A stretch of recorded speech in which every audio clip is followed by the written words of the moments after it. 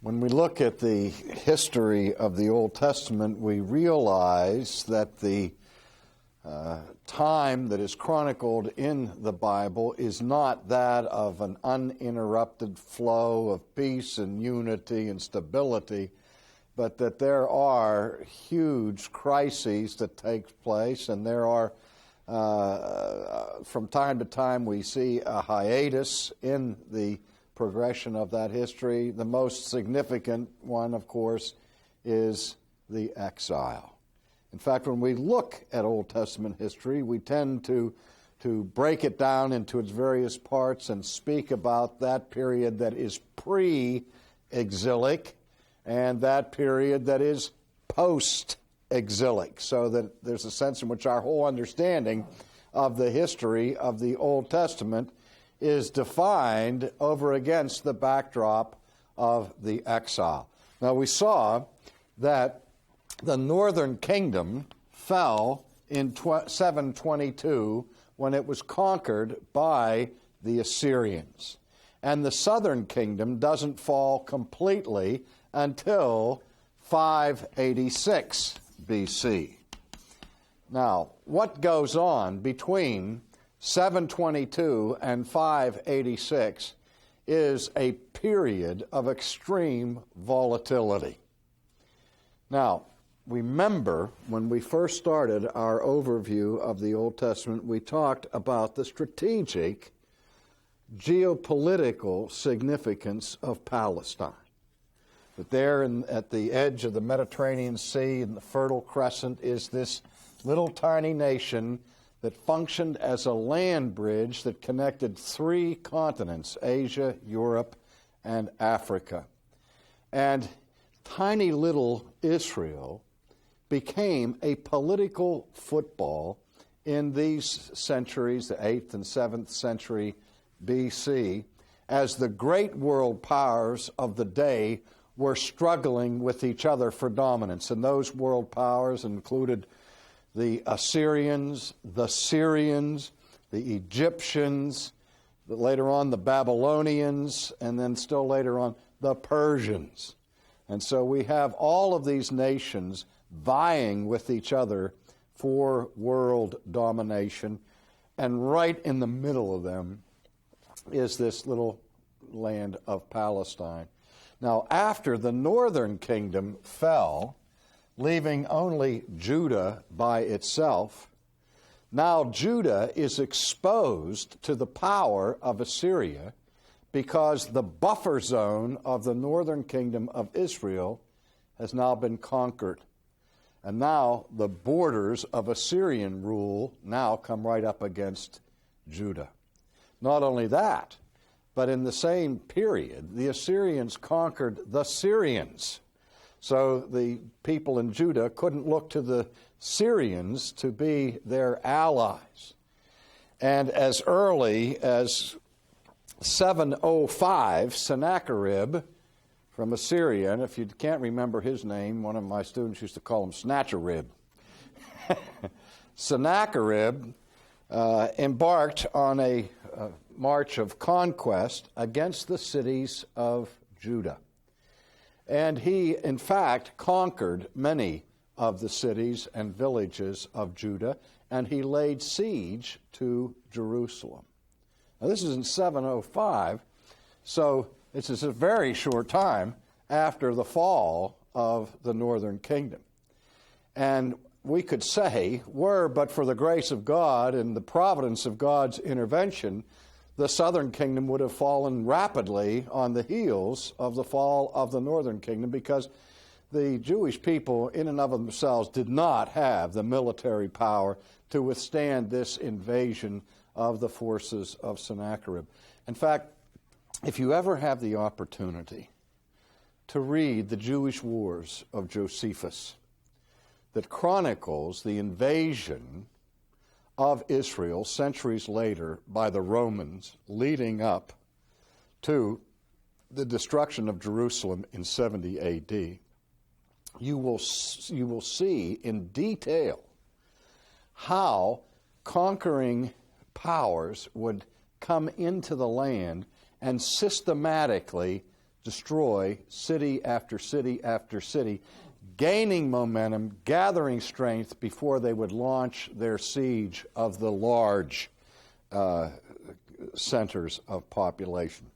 And it's as though Sennacherib is anticipating the later invasion of the Romans that culminated in the destruction of Jerusalem in 70 A.D. When I think of what happened in 586, when Jerusalem did fall finally, I refer to that, historians don't, and so on, but I refer to that as the first Holocaust, the destruction of the Jewish city of Jerusalem. And I would call the second Holocaust the destruction of Jerusalem in 70 A.D. But God did intervene and under King Hezekiah, and Jerusalem did not fall to the forces of Sennacherib. And King Hezekiah introduced spiritual reform to the nation. And as I said, this period was a volatile period. Israel was like a seesaw. More than one serious reformation takes place among the people between 722 and 586. But these reformations or revivals or awakenings that God visited upon his people were in each case short-lived. They didn't last, and the people reverted again and again to the kind of ungodliness that provoked God's judgment on them in the first place. For example, when we see under King Hezekiah, he introduces reform and there's a spiritual renewal, but at the same time, he entered into a treaty agreement with the king of Babylon so that Babylon would pledge its defense of Judea, or the Jews, Judah, against the threat of the invasion of the Assyrians. Now, again, if you read the book of 2 Kings and Chronicles, you will see how dimly God viewed these activities. Because what happened is, in the first place, God rescues his people when they look to him.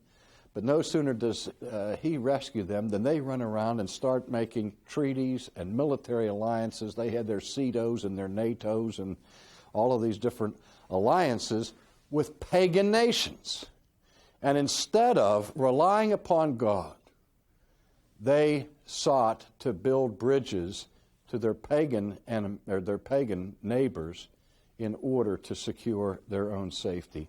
And the prophets, Jeremiah, Isaiah, and the others who prophesied in these days, spoke the word of the Lord to them of his judgment and condemnation for putting their trust in the power of military and political alliances. So Hezekiah's reform did not last very long, and he was replaced by his son Manasseh, who was, during his reign, one of the most wicked kings ever in the southern kingdom.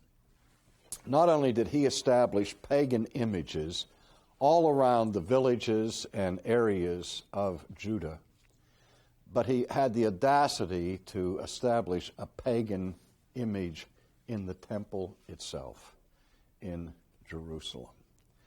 Now, one of the interesting footnotes to Manasseh was that in his old age, this wicked king was brought to repentance. And that's something that you see rarely among the kings of the divided kingdom. But his son, Amnon, came to power after Manasseh died, and he was as wicked as his father had been before his father repented, and he didn't last very long until he was assassinated. And then in the year 637, as we try to have our countdown to 586,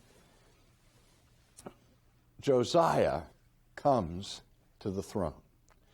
And Josiah's reign over Judah is marked by the greatest period of reformation that comes to the land in the entire period of the divided kingdom. And I'd like to read a portion of 2 Kings that tells us a little bit about Josiah's reign. Chapter 22 of 2 Kings begins with this notation: Josiah was 8 years old when he became king, and he reigned 31 years in Jerusalem. And we are told in verse 2 that he did what was right in the sight of the Lord and walked in all the ways of his father David. He did not turn aside to the right hand or to the left.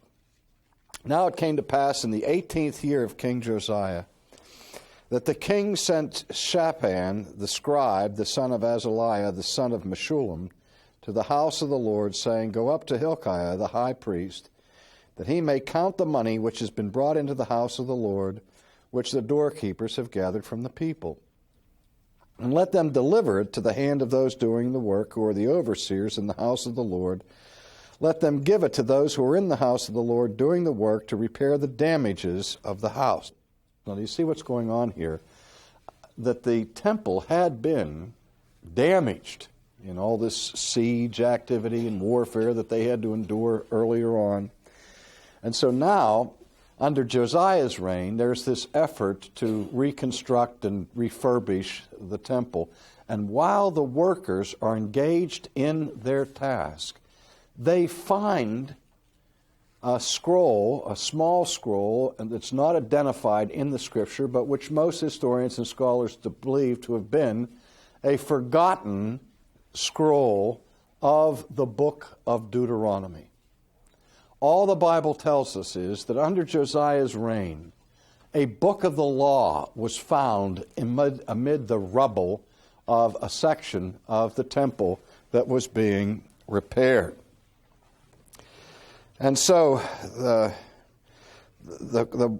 people who find it turn it over to the high priest, who gives it to the scribe, and so on. And finally, the book is taken to the king. And we read in verse 11 of chapter 22, Now it happened, when the king heard the words of the book of the law, that he tore his clothes. And the king commanded Hilkiah the priest, Ahikam the son of Shaphan, Akbar the son of Micaiah, Shaphan the scribe, and Azariah a servant of the king, saying, Go inquire of the Lord for me, for the people, and for all Judah, concerning the words of this book that has been found. For great is the wrath of the Lord that is aroused against us, because our fathers have not obeyed the words of this book to do according to all that is written concerning us. Now, Josiah is so moved by reading anew and afresh the terms of the ancient covenant that he brings the word of God and of the law afresh to the view of the people.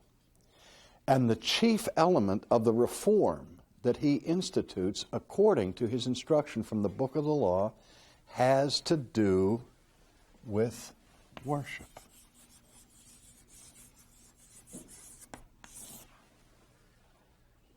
This may seem strange to us today,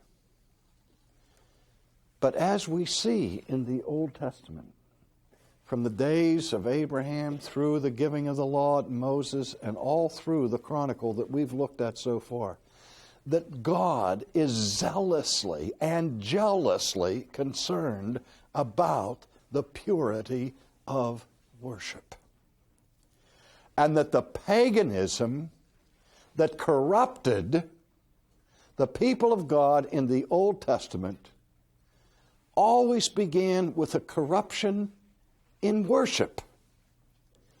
Now we see the invasion of secular mores and values into the church and the influence of so-called secularism on the morality of Christian believers in our day.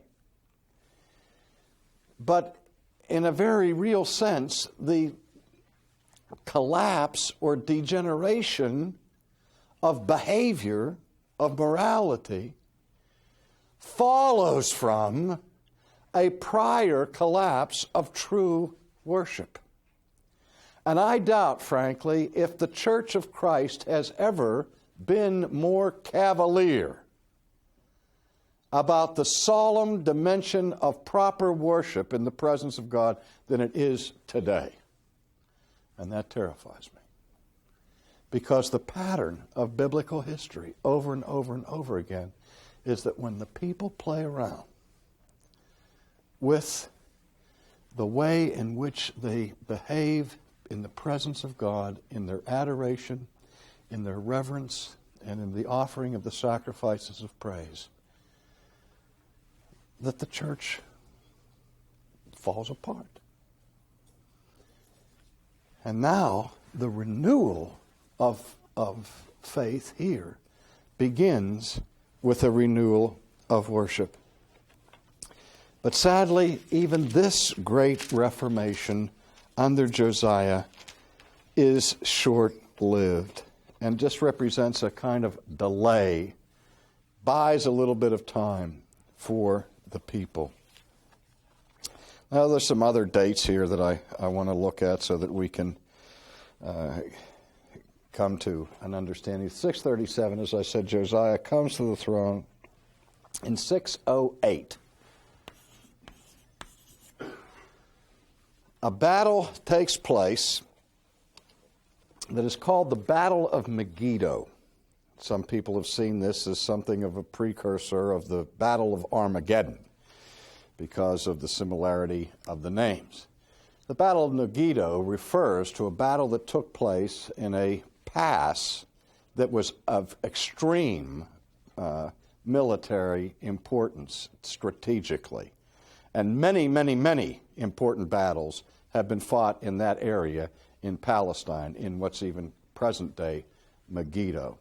But there, in 608, there is a battle where Josiah rises in battle against the Egyptian King Necho, or Pharaoh Necho, and in this he is killed. And let's take a look at the record of this.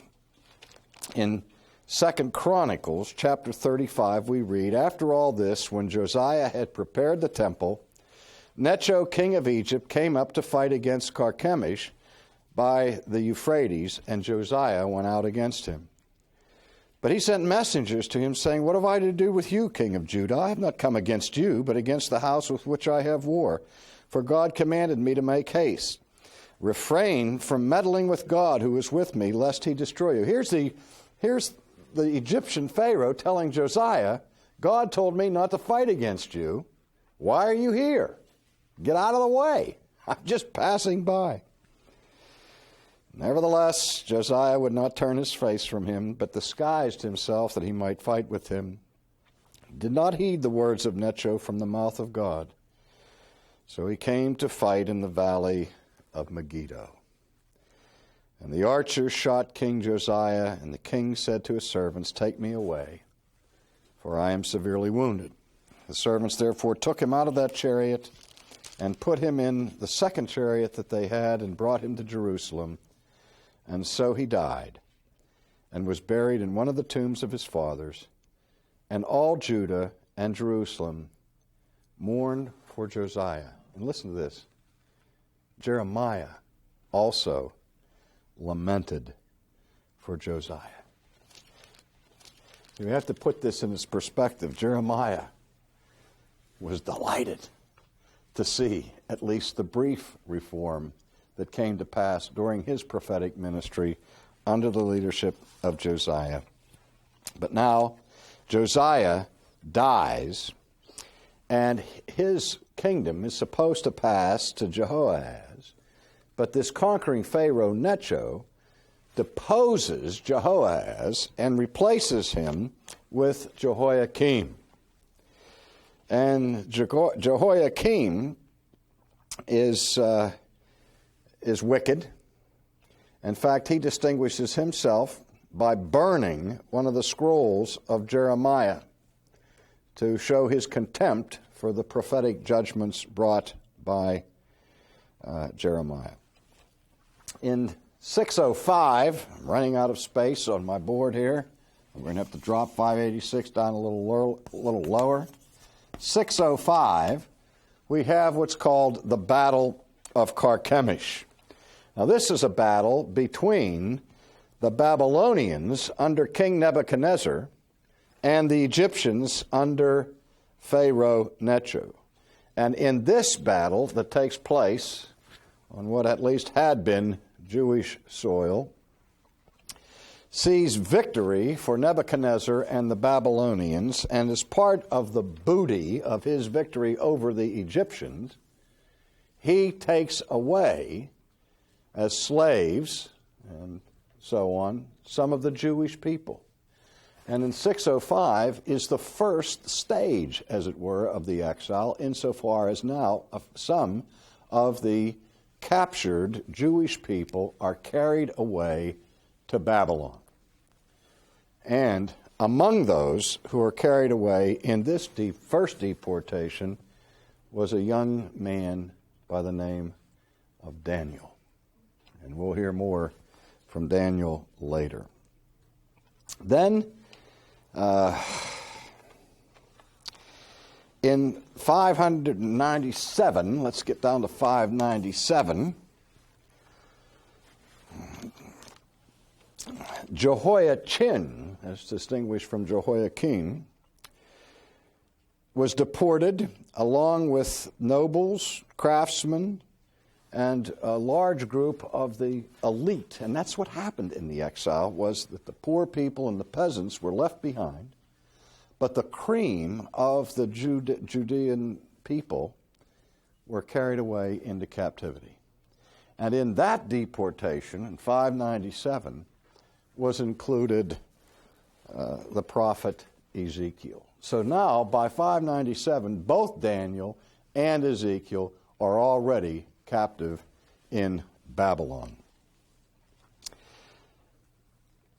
Then finally, King Zedekiah comes to the throne, and he is the last king, and he rules basically as a vassal king of Nebuchadnezzar and of the Babylonians. This was customary in those days. When a conquering king would conquer a nation, he would take the booty and everything he wanted, and then he would leave one of the surviving monarchs to be his vassal king.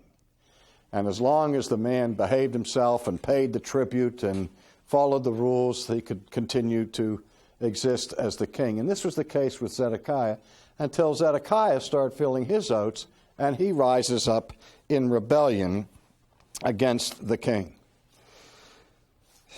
And so Nebuchadnezzar marches from Babylon against Jerusalem, and this is recorded for us in the 25th chapter of 2 Kings. For it came to pass in the 9th year of his reign, in the 10th month on the 10th day, that Nebuchadnezzar, king of Babylon, and all his army came against Jerusalem and encamped against it, and built a siege wall against it all around. Verse 4, and the city wall was broken through. All the men of war fled at night by way of the gate between two walls. And then the king went by way of the plain. But the army of the Chaldeans pursued the king, overtook him in the plains of Jericho. And they took the king and brought him up to the king of Babylon, and they pronounced judgment on him. Then they killed the sons of Zedekiah before his eyes, then put out the eyes of Zedekiah, bound him with bronze fetters, and took him to Babylon. And so the last surviving king of Judah, having seen as the last thing that his eyes would see the assassination of his family, is now led in chains, blind, as the prisoner of the king of Babylon, and Jerusalem has fallen. From 586 to 536, the Jewish people remained in exile, captives in Babylon, and were not to return at all until the Babylonians were defeated by the Persians. And under a decree from King Cyrus, 50,000 Jews in 536 returned to rebuild their country.